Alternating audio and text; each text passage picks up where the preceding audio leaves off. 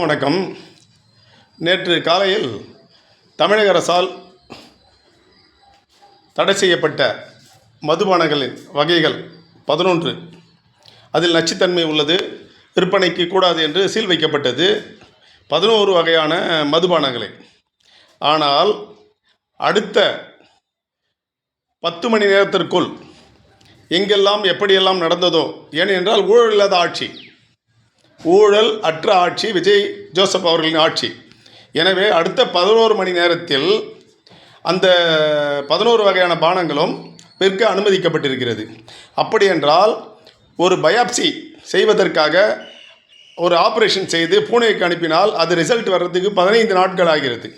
இவர்கள் அதை பரிசோதனை செய்து அனுப்ப மனிதர்களுக்கு, ஆனால் மதுவுக்கு ஒரே நாளில் அது மீண்டும் தவறான கெமிக்கல் உள்ளது என்று அறிவுரையை சொல்லிவிட்டு அந்த மதுபானங்களை பந்த் செய்த தமிழக அரசு அடுத்த 10 மணி நேரத்தில் உடனடியாக அந்த மதுவை விற்பனைக்கு செய்யலாம் என்ற அனுமதியை எப்படி வழங்கியது? இதுதான் ஊழலற்ற ஆட்சியா?